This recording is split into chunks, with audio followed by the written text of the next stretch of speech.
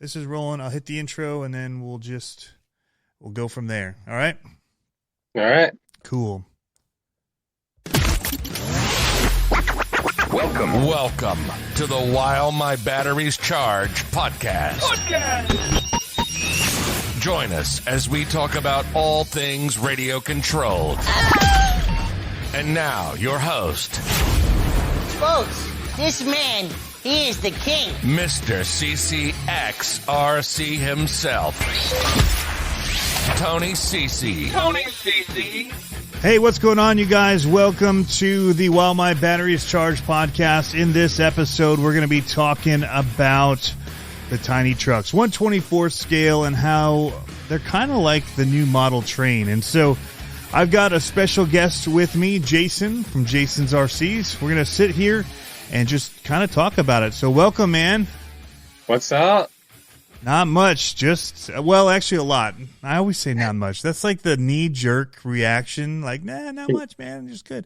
Yeah. There's been a lot up. Like today, I've been telling you it's been a nightmare for me because we were going to do this earlier. The internet died. It's been dying. My live streams have been tanked by them. And so I had to fix that last minute, but also just got into building my own model truck course in the house. There you go. And getting that started. But I know I've been over to your place. I've seen the awesome course that you have constructed there in your basement. And you've gone, to the nines to make sure that even the platform that it sits on looks pretty good. In fact, if you're watching the video on this, you can see it behind him with the wood rail around even. You've expanded to your walls, and there's all kinds of upper courses, lower courses. The biggest teeter-totter that I've been on with one. So tell us, like, how did you get into this? We'll talk about the model train aspect of it in a minute, but how did you get into doing the 1/24 scale in general, or RC even? Well, my first RC I got when I was 14, as probably a lot of us did. It was the RC 10T from Team Associated. And then being a kid and having a short attention span, I kind of got out of it. But what really jump-started me back into the hobby was freaking COVID, having everything shut down. Right. And then it's like you jump on YouTube, and I just randomly came across RC Sparks. Oh, yes.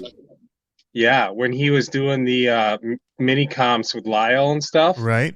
And then I watched his videos when he constructed it and stuff. I'm like, oh, it's on now. That's what I'm going to do in the basement. Nice. So he was the inspiration behind all this behind me. So that's really cool. They that was 2 years ago, 2.5 years ago like that that. He would have had that video at his old place in the garage, and they made that. Was it one sheet of 4x8 that he did? So his was 2 sheets. It was 4 foot by 16 foot. Okay, so it's longer. Yeah. Yeah. And then he put plastic in it and stapled that in, filled it with real dirt, and went to town. Because he has the crazy winters that we have as well, being up there. Yeah. Even further north than we are, and more snow and all that kind of craziness. So yeah, now he moved. He's in Nova Scotia. Yep. Yeah. Yep. Yep. Not as much snow there right now, I think, because one of my buddies, RC Nixter's up over there as well, and I've been seeing his videos don't have quite the terrain that he usually has in the winter. He has really beautiful scenics. Oh my gosh, the landscape there is insane. Yeah. So yeah. So COVID, because right before that, I'd really jumped into the 24 scale as well, and I was messing around with doing the plaster cloth stuff for indoor things, and then I saw he did the dirt, which was super awesome, just using the real stuff. So the build phase of yours is pretty big. Yeah. It's a pretty big footprint that you've got there. Yeah. So I did 3 sheets of plywood. So it's 16 foot long, and then each. Did you do about 3 feet deep? You didn't keep the full 4 feet deep, did 4. you? You left the 4 deep, feet. yeah. Oh, okay. Wow. Yeah. That's why the corner It's super over hard to here, get to. super hard to reach. So Yes. Yeah. That's what my son kept saying when we started working ours last night. He's like, I'm not going to be able to reach that. How are we going to be able to do winches and stuff? I'm like, whatever, dude. Like, we can have some spots that aren't reachable. Because we went 3 feet in order to try to make it a little bit reachable backside without getting a stool or anything. But that's all we have the space for in our little room we're building it in. So you have not only that, but so I've been saying the past couple months that the 24 scale really is kind of like the model train. Like, that was such a big thing. People building it in their house, in their basement, spare rooms. You know, they do it with Legos now too. I mean, us addicts don't need much of a reason to totally get in on full on something and take over a whole room of the house. But I feel like from the RC side of things, these have it's a whole different group of people that are even getting into it. Because I think that a lot of times the 10 scale people don't quite understand the 24 at all. They don't like it, and they don't like that the companies are making stuff for them, and they totally miss the mark on who the crowd is and what we're doing with them. Yeah, and a lot of the 10 scale guys, they laugh at us. It's like, oh, they're just little toys. I'm like, no, dude, they have all the same stuff as your truck. It's just tiny, right? Which makes it more in some ways per scale they're more capable. Like if you were to up some of the everything by whatever the percentage would be, I can't make my 10 scale truck do what I expect the 24th to do for things that would to scale be the same. Right. Yeah. Yeah. It's crazy. These little things, they're so easy to use. A lot of people complain on how tiny they are to work on. And I love them. I got 32 of them now. Nice. So that's the other thing that makes them like models, trains, is that you don't just get one engine in one set. You get a bunch, and they're always buying new engines and new, cars and all that for them. So you've just keep making new ones, and they all perform differently because you're building them for different reasons, each one. Yeah. Right. Yeah. I think I bought like 6 or 7 of them brand new in box, and then I'm like, well, what's the point? I'm just going to spend even more money upgrading them. So why don't I just start off with chassis and buy the upgraded parts and build it upgraded already, Right. So what is some of the stuff that you do with them? So speaking of hard to work on, if you've ever built a model kit, these aren't that hard to work on. Models are tough. Yeah. With the glue and the paint and everything. Who do you got there, you little guy? Yeah. What's going on, dude? He snuck away from mommy. They always find me down here. Not much longer, and he's going to have a controller in his hand. Or has he run them already? I'm hoping. Yeah. That's what I'm hoping. And my daughter is the same way. I think there still is a video of her driving the Enduro 24 around on the blanket in the living room. That's cool. So, yeah. That's one of the things that's really gotten me more into the 24 scale is my kids are much more into the 24 scale which is shocking. I think as a kid, I know as a kid, we were jumping them off of slides. I mean, we liked going faster with them, and they couldn't go fast enough for us at that time. Like, unless you got nitro, and my dad wasn't about to do the nitro ones. We'd get like the Lobo and like the best that Toys R Us had, but we'd still jump them off the slides and go nuts with them. So I'm always shocked that they like the little slow, creepy crawling one. And well, they even comp them now. We go up. Well, you've seen them. You've met them up at Reaction, and heck yeah, that's awesome. It's such a cool way to get them into it. And from that, they kind of now know how they respond. So when I do hand them the controller of the faster ones, and it's coming back at them, they have the steering figured out. So that's been pretty cool. What would you say? is one of your favorite aspects of the Mini? I know you do a lot of builds.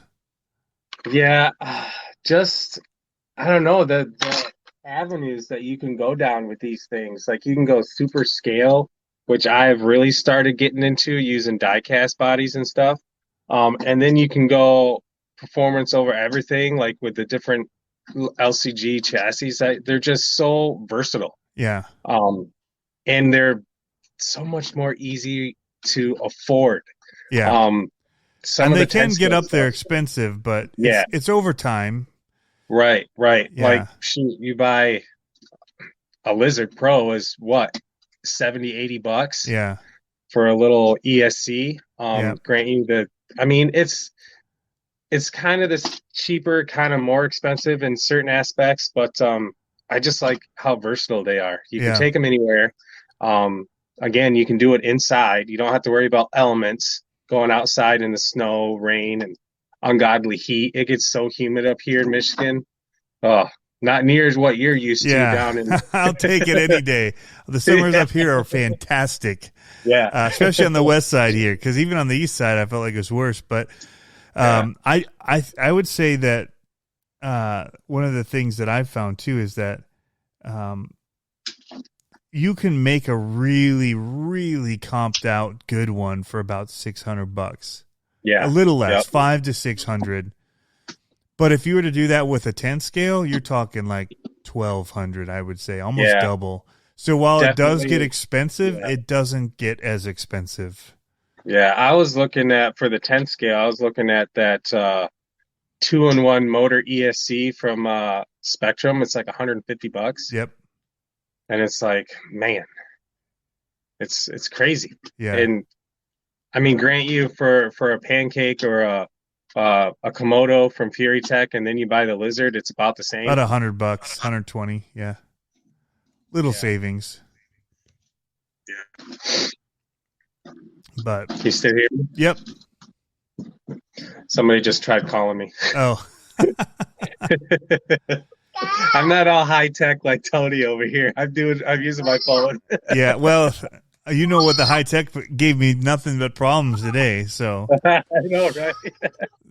What would you say for somebody getting into it? Like, what are things that they should look for? Because there's all different kinds of brands, all different kinds of features. What are some of the things that you like or you look for when you start working on them as a starting point? Simplicity, really.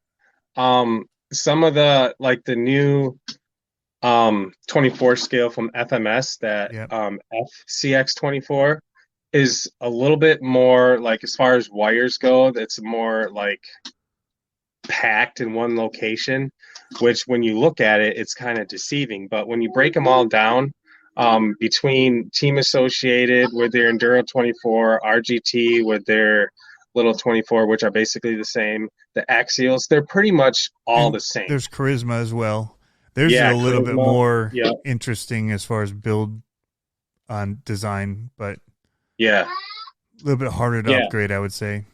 But simplicity is probably the best. They're just, you gotta take into consideration where you just can't look at something and get overwhelmed. Which is why I like the Axials, because you open the lid and it's just one ESC, battery, motor, transmission. Boom. You get into some of the other ones, like Team Associated has that divorced transmission and gearbox. That could be deceiving and kind of overwhelming for some people. But they also do the servo is chassis mounted. Yep. You gotta look into that, because with like Axial, theirs is axle mounted, and Team Associated is chassis mounted. And when chassis mounted, you get a lot of torque steer, where you steer to one side and it'll take the truck and like, so yeah. So as far as doing the model railroad type thing with all the customizing and making it scale that you do, what platform do you mainly use for that? Is that where you use the Axial? Yeah, I go right to Axial. Okay. Yep. Yep. And for the most part, it's just what I'm used to. Yeah. And I steer away from RGT and Team Associated because the axles have such a big differential. Yeah, big pumpkin. So I'm just really drawn to the axials. Yeah. So. I was, there was some talk with the new AX24 that just came out, which doesn't really fit into the model train aspect at all, because it's all about performance, and everything over looks, because it's not a looker, that's for sure.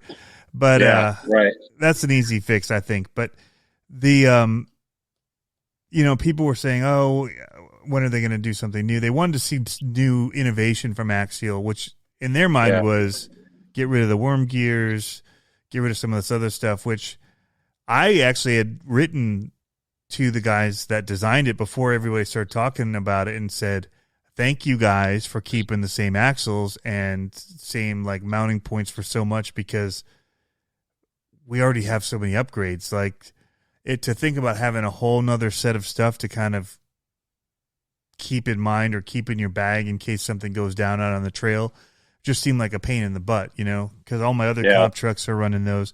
And I actually find that the worm gear is indestructible, and it in automatic drag brake. Like, I mean, it's not great for going fast. Like if they're going to do a rock bouncer, I wouldn't probably recommend using those axles or at least that gear ratio. But they're indestructible and very smooth. Like, but the biggest thing that I think most people overlook is if they were to try and do a rig and pinion in that exact same housing, because if you don't, it's huge. It's like the 24 or the 18 scale Traxxas has a big diff on it, and the RGT has a big pumpkin on it to hang up on stuff, where the Axial one is pretty small. And so that's one of the things I think people overlook about that design is it keeps it small and out of the way. And if they were to do diff gears that size, they'd probably strip out like all the time, because they'd be such a tiny, and getting the mesh right on it would be brutal. But and I'm totally unfamiliar with different materials and stuff. From what I know from real world, stainless tends to be pretty durable, but I feel that's and that's small. I feel like you said it would still wear out really quick. And I can guarantee it wouldn't come with stainless ones in them. Most people tried to do, even FMS tried to do plastic, and people just burned them up. So put power behind it, brushless and all that, and then it couldn't hold up to what the Axial ones just do. Like, I don't break the dog bones. Some people complain about that too. The only dog bones I've ever broken were in monster truck ones. I've actually just this week I've broken two sets. Really? Yeah. Two people broke them up at Reaction too. Two different people. Grant you, with the dog bones, I've had them in my modded trucks. So they got lots of torque. And it's kind of stupidity, because like you try to motor through something up, like you get bound up, and then it just twists it and done. Yeah, my sons have broken even the rear ones, and I've never broken a rear, but they both did it on the same obstacle, and I was like, whoa, boom. I'm like, oh. Now that's impressive. I've never done that to a rear shaft. They snapped them. Wow. But I also realized, like, I'm stuck. I'm going to either just winch or whatever, because of how we're doing it, or I just pick it up to not break it. But if you're just powering through and you're in all rocks, it's doable. Yeah. But that would probably blow some other stuff up in some other trucks too. But it's funny because in the Follow the Leader video I just filmed with my dad for next week, I was using this truck, and it happened during the recording of the video, so I just kind of motored through. Do you three-wheel it? Yeah. No, it got to the point where it just locked up, and I couldn't go forward or reverse, and I was just like, well, it looks like Bob the Builder won this one. Yeah.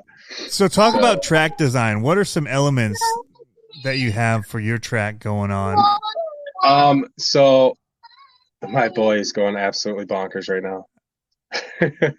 So track elements, I've noticed and learned from having like mini comp sessions over here after I built mine to the extreme it is now. Yeah.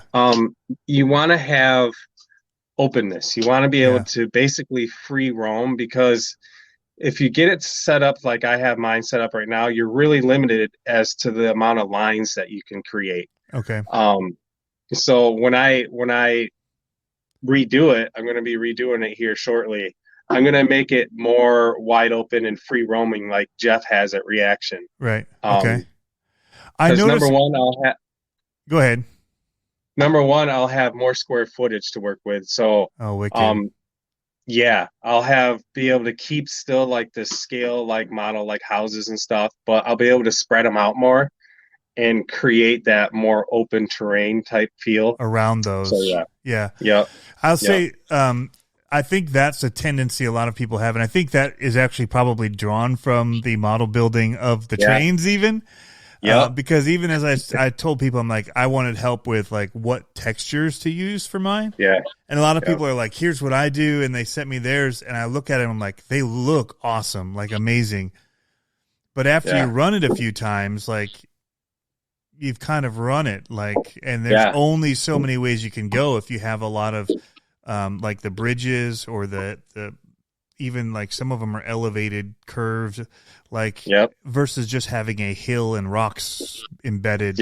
Like Moab versus, trails with, woods on them. Like I've done those here in Michigan. A lot of it's kind of, you have to go certain ways because there's trees all around you, and you can, versus Moab where you can just go like everywhere. Yeah. So, I mean, you still are kind of limited for like, oh, there's a cliff right there. Yeah, right. No, that's the truth. You don't want to roll. We do it all the time with our tiny trucks, but and there's definitely limitations there too, like where you do have design, lines you have to stay with, but just in that open space around all of that, there's just drive anywhere kind of a feel, and that's kind of what I want to go for and use the gates to be what create the pathways. But I do also want to have some things like you're talking about, like you can still within that have things that are set up to go around and like built into it and still have free roam around buildings and trees and other things that are like kind of obstacles on the course, right? Yeah, definitely. Like you probably know I took a trip over to CBHQ, Crawler Baller headquarters. Yeah. And his track is like a very well balanced, like scale and openness. Like it blew my mind, and I'm actually gonna stem off of his when I build mine. So yeah, it's super cool, super cool. I saw the video of you guys there. Yeah, it looked really cool. Sweet. It was sweet, and like with this one here, I built such a tall rim around it just to kind of confine the dirt. But with filming, being a YouTuber, you can't get low. You can't get low. And if you're going to do something like that, if people are going to build them with filming in mind, I definitely don't recommend doing that. Yeah. It's or really, you got to, I did it too, but my goal is to go low at the walls, but I'm going to build the stuff up out of it. Like, definitely get things up in because even at Jeff's there's the walls there, but if you put enough dirt in there to contain it, you should be good. Give me a second. Yeah, sure thing.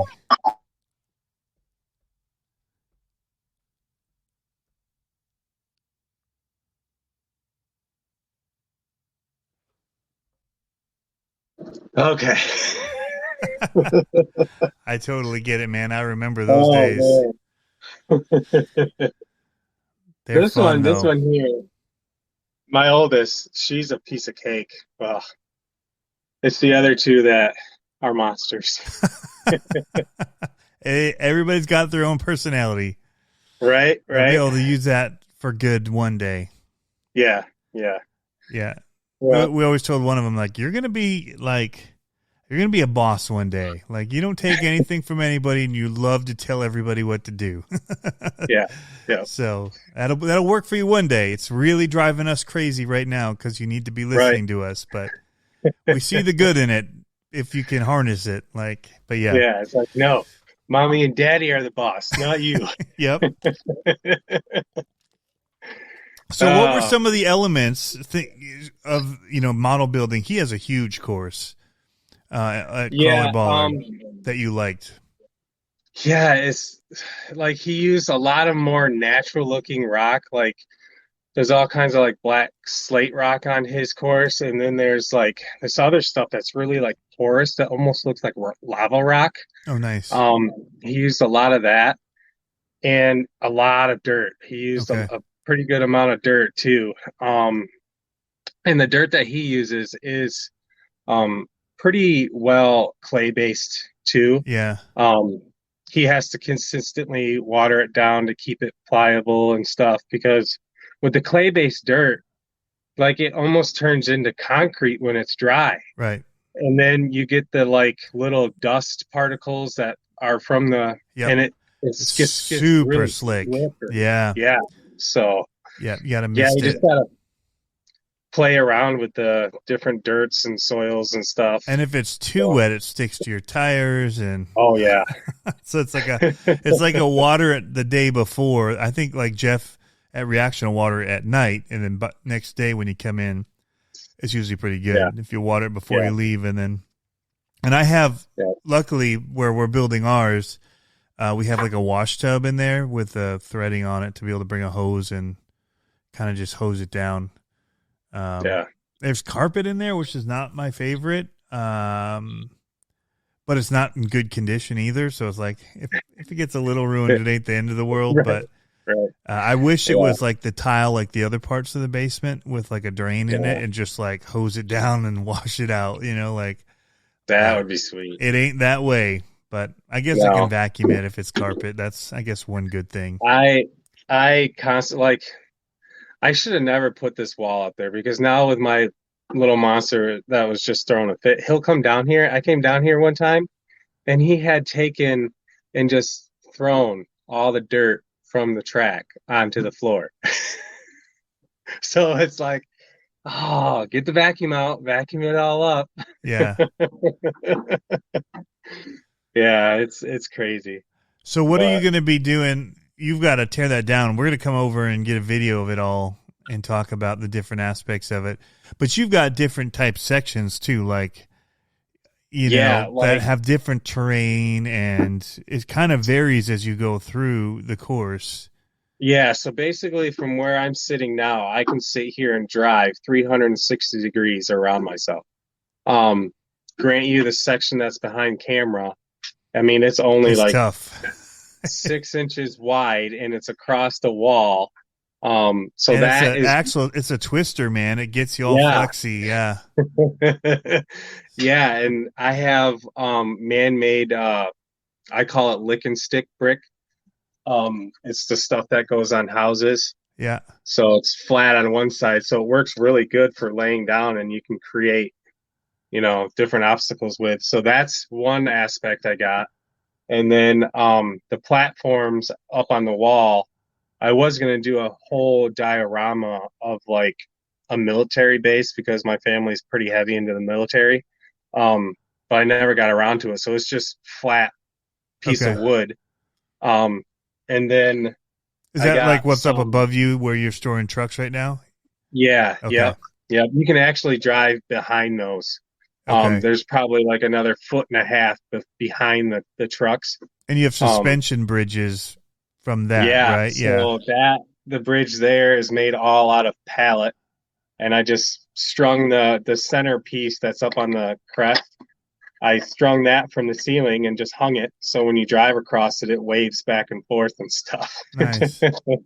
So, and then I got natural dirt down mixed with a bunch of rock I've gotten from work and stuff. And so, yeah, it's all kinds of different materials I've used. So I want to do one of the man-made mud pit type ideas with the BBs, the plastic BBs. Yeah. I really like that. I want to do it deep though, so you can start sinking in if you are wheeling in it too much and get a little bit of trouble that way. But make it like 2 inches deep or something. That'll swallow a truck. Yeah, so it'll suck it down in if you don't do it right. Yeah. Put put something down in there as like a help that you might be able to get a wheel on, like a rock or something underneath in a spot. But yeah. Yeah. I don't know why I have this little brand thing up here. I just realized it's up there. But what do you think, looking at the 24 scale, what changes do you think would be cool to see happen? Are there things that you'd like to see kind of go on either within the communities or in the trucks that come out to market, or what kind of stuff would you like to see? I think I'd like to see more hobby shops get into the little ones. We just took a venture out to a hobby shop in Flint area, and for the life of me, I'm drawing a blank on the name, but they had a huge carpet track for the buggies and stuff. They did have a little crawler course, but I would like to see more hobby shops target the little crawlers, because there's just so many avenues you can go down with them. I mean, look at what you did with bull gear and stuff. You made like mini drakesters out of them. You had that top speed challenge or whatever. Mm-hmm. That was crazy. Yeah, I would like to see the hobby shops target the mini crawlers. And then as far as like new development, with these little things, you really got to watch the center of gravity. I think Axial really hit it on the head with the Bronco they came out with. And this is probably stemming from my little... And I think it's tipsy, but I'm looking at it from a competition standpoint versus like a realism, like what I wanted to do out of the box. But yeah. And that's where I stem from. Like, all my trucks are more of a trail truck. Right. So as far as my aspect, I'd like to see more of that. A glorified trail truck that you could do mediocre comps crawling with. But very scale looking, Other than it having solid axles on a Bronco. Right, because like I'm totally geared toward that model train thing. Like even in my course, like I got a lot of scale stuff on there. The trucks I like to build where you could see it sometime driving down the road, around. And my background from off-roading, I always used my daily driver to go two-tracking with. Right. So I had to be careful and, Yeah, you're not going overboard. So, right. But it makes what you have there tricky, right? So you put gates up, if you're running a hard body or a metal body, it's way different than if I come in with my, super light scythe, like pump rig. Yeah. Oh yeah. Although mine aren't super light, I just put it all the weight down low. Yeah. Below the suspension. On the other hand, performance over everything. Yeah. Like that's the Fury Tech build I just did for Jacob. With the scythe chassis. I mean, that rig was pretty sweet when I shipped it off. I almost didn't want to ship it off to him. Right. You got a couple of them built with those. I mean, they look sweet. And quite frankly, I mean, you look up some of these YouTube channels that do those rock bouncing, like, competitions and stuff. Like, those fit right in that realm as far as looks go. So yeah, I mean, Busted Knuckle films. Busted Knuckle's a good one. Yeah, they're really good. With the new release from Axial, the AX4 24, I think they're starting to go down that realm of an RTR comp rig. There's a couple of things I would have changed in it, would have liked to see better, but I don't think I'm going to be buying one just because I'm more of a trail trucker. Not your style, yeah. Right, but it is intriguing. The Spectrum, and that's another thing with these teeny ones, like Spectrum's getting into it now. That Spectrum ESC that they put in that AX24 with the proportional rear steer and stuff, like that's a game changer when it comes to comps. Grant you, Jeff doesn't allow the rear steer, but he could create another class for it. Right, if he's selling them, it totally could be something. Definitely. Yeah. So I think the 4 steer really has me intrigued, and that they I always say, I don't always say, but I feel like there's always something that you cut, like, because they can't come out with a truck for $200 or whatever that's 24 scale out of the box. Most people won't buy it. Right. So like where the Bronco's $150, $160, right? 159, Yep. I think. Yeah. Beautiful hard body. Yeah. But it's still just the SCX24. Where this one, they've changed out electronics. There's two servos. There's two front axles. The front axles cost more, and still it's only $160. Yeah. So I feel like, you know, there's definitely less money paid attention to the body that came with it, even though it's a throwback. Yeah. You look at the window stickers and all that, it's like not the nicest looking body. I'm sure people could do really cool ones if they got clear ones, and I think it looks like Max D Monster Truck. You know, he definitely do that. But you know, I wouldn't put that body on. I'd just go get a Proline body and put it on and call it good. You know, and you get that forced steer. And again, you're not going to get the electronics as much as everybody complains about the electronics.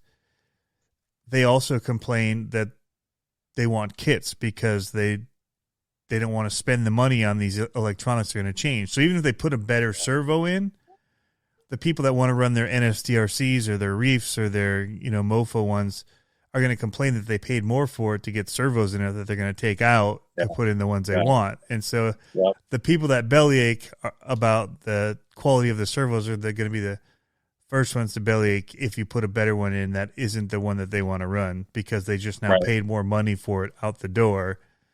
Yeah. And so it's really just, I think that a lot of these RTRs anymore are rolling kits that a person that has no idea about the hobby can get it and drive it and whatever. The cost savings to do a rolling kit, driving kit, isn't that much. Like, you wouldn't save much over buying the kit. Like, so that was with the LMT Monster Truck.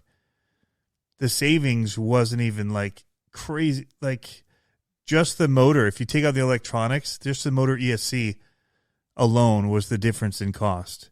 Yeah. But then you need a receiver, you need a servo, you need a radio. You were going to look at $300 more to finish that truck. So everybody bought the ready to run and nobody bought the kit that everybody asked for. Because at the cost for them to make it in bulk, they don't save that much money by having or not having electronics. So that's, I think, what we're looking at with this. And that's kind of why I just overlook any electronics that come in. I know motors are easy to change and they're cheap to change, you know? Right. But yeah. And like with Axio's release of that truck, they are targeting the comp and they know everybody is going to upgrade it to this freaking moon. So it's like just a starting point. I get it. Yeah. It's just not the platform you're into. Like you'd have rather had a scale 1980 square body of some sort that was a hard body. I know I can exactly picture what you want, where it could still run on the same other rest of the platform. Yep. But just a different cool body option. Yeah. But luckily they chose a scale where there's a ton of them available. Yeah. A ton. That's the one thing I question about the Traxxas one too, is like there's just not as many model kits. I don't feel like in the 18 scale as there are in the 24th, 25th scale. Yeah, and 9 times out of 10, you get a model kit and the body still ends up being smaller than the actual axial body. Mm-hmm. I've done a lot of those with all my diecast builds. I had to shrink the wheelbase up. Yep. Because they're just smaller. So yeah. So that's, I guess, one of the things that I was like, man, and I still, I mean, I like the TRX-4M a lot, but I prefer the smaller size of the SCX-24. It's just something. There's a novelty to it, of it being so small, but also so capable, especially if you've put even just a little bit of weight down low, it just becomes so much more capable.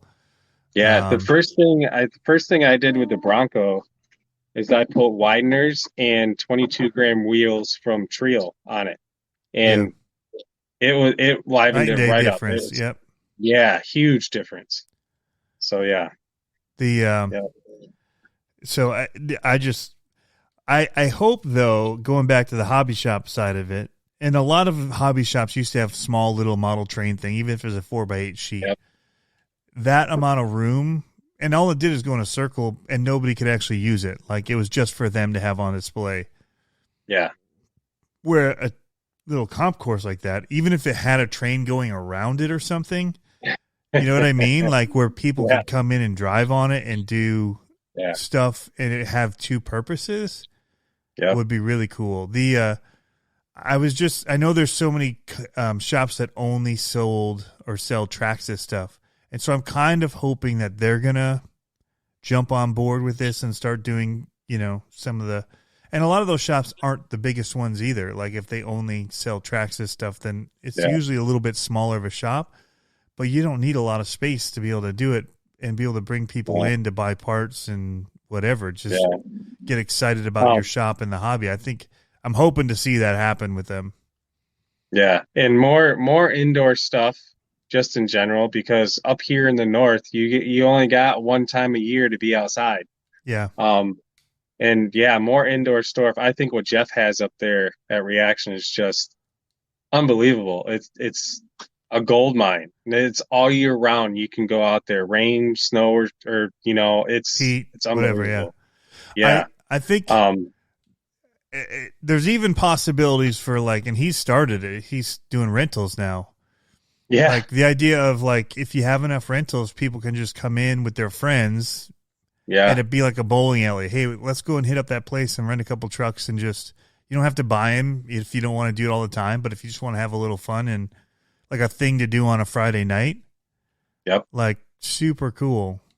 And especially with his location right next to that little bowling alley and arcade place and the 3D golf. He needs to get some signs in the windows that say, rentals, drive an RC car. I think he's got like 3 or 4 mini ones, and he's got like, I think 2 10 scales that you can drive. Yep. Yeah. So, it's pretty cool. It's amazing. So the size of it, to me, like, I could do, man, in this space, which is now just, if you could just see, there's 3 suitcases just opened up with stuff piling out of them over there, boxes of stuff I want to sell, just like junk everywhere in here, because I don't come up here that often, because it's just kind of removed enough that it's not like I want to come up here in the middle of the night or whatever. It's easier to go to the basement and work down there and whatever. Yeah. So, like, I almost should just turn this whole thing into a huge crawler course type event space. Yeah. It's like, that's pretty crazy. Much what I'm going to do. Like, I'm hoping I have enough room for a little, like, workbench. Like, I had it in my mind. It's like, okay, I got to make sure I leave room for a workbench in this garage. Yeah. Or else my crawler course is just going to take over everything. Yeah. I feel like if this was ground level, I would use it more often than I do, but carrying everything up and down and in and out, and whether it's camera gear that I've got to come up and get whenever I want to take it on a quick shoot, or it's just, there's a little bit of a hassle to it that's not been ideal compared to what I had before in Virginia. I had an upstairs space there, but it was attached to the house, so it didn't feel like they run outside. And then also I'm running usually from the basement, so I got to go up the stairs from there, go outside, go down the stairs, come up the stairs, and just then you forget something and you're like, son of a, like, it's all the way down in the basement. So like, far. Yeah. And so I just keep moving stuff over to the basement, like more and more stuff. Like, eventually this whole setup of probably podcasting stuff will end up in a space down there. And I'll just use this, I guess, for the bigger, more professional videos, try and clear it out. But give it over to my kids. They're getting older. It'll be like their hangout space for ping pong or whatever. I don't know. Yeah. It's just kind of a weird space. But I had thought about doing the course up here, but then again, the same thing, the late night video making to run outside up here. The steps are not, they're, for some reason, whoever built this, like, I have questions for people that build things. Like, why didn't you put the stairs inside? Yeah. Like, they get snow on them. if you salt them, then you rust out all the screws, and you got to be redoing the screws every year or the boards. Right. It's not covered, so it's just like it's sketchy when it's icy and all that going up and down with your hands full, and not be able to grab the railing. Anyway, so even in Virginia, our stairs at the garage, it was a 2-story garage, and they were inside. Like, way more sense. Makes way more sense than having them outside in the elements. But anyway, first world problem, definitely. Definite first world problem. But this would be a really awesome space for something like that. But it looks like you got a pretty good amount of room back there. Up here? Yeah, there's a ton of room up here. It's a really big space that I come up to maybe at this so far the last 3 months. I've probably come up here 6 times. Not much. Wow. Yeah. Well, it's like you said, it's close, but it's too far, you know? Yeah, and it's like when I work all the time now, pretty much, it seems like, because this is what I'm doing right now, and my to be always away from the family, like where they're not even in earshot, like, is kind of tough because you're working 12 hours, 14 hours, and to just you know, be out here and that much more removed kind of sucks. Like, at least there I can hear them playing, and they can, you know, come show me something, or I think a lot of that has to do with it, you know, trying to be family oriented and still get stuff done. It's just easier when I'm around them, and this is that's why I liked what I have. I like what I have going here, because on the other side of the wall, that's the kid playroom, right? So they can be down here raising Cain, and I can be with doing them. my thing. Yeah, moving into the new place, I'm actually going to have to create 2 RC areas because my main one is going to be out in the garage. Right. But you're going to want to be able to work on them while you're hanging out with the kids still too. Yeah. So I'm going to, in their playroom, I'm still going to have like a workbench.